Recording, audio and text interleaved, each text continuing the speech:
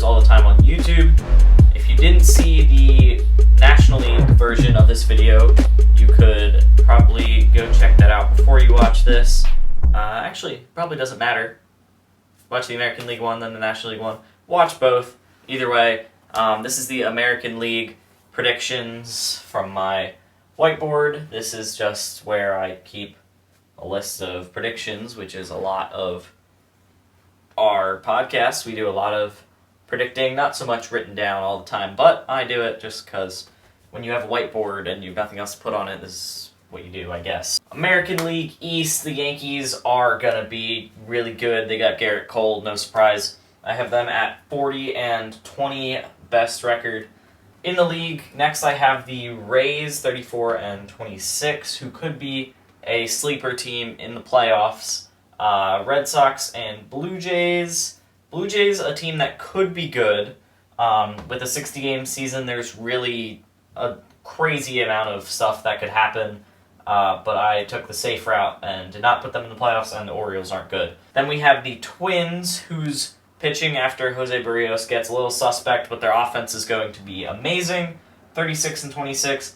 Indians just missing out on the playoffs. The White Sox also just missing out on the playoffs. White Sox are another team that could probably get into the playoffs, a sleeper team.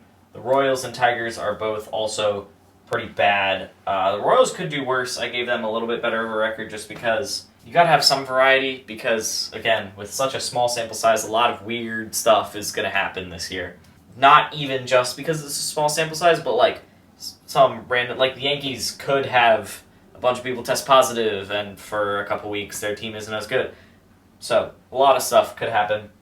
The West, the Athletics have a lot of young pitchers that were going to be limited this year, but obviously it's 60 games, so that doesn't matter. And they were pretty good last year. That pitching should help them out a lot this year. I've got them winning the West, and the Angels in second, just barely sneaking into the playoffs. When you have Mike Trout and Shohei Ohtani, I think you're in a pretty good position with 60 games. The Astros, 1 game back of the Angels, not in the playoffs. I had to make one surprising, crazy pick. Again, because it's 60 games, and because I had to do something to make it interesting. So Astros not in the playoffs, and then Rangers and Mariners, again, below because they're not as good. I don't think the camera can see this because this is blocking it. Mike Trout, MVP, Garrett Cole, Cy Young. That was the easiest pick for any of this. So we move on to the playoffs wildcard game. Rays defeat the Angels, but then get crushed by the Yankees because the Yankees are amazing this year. Athletics, Twins win that one.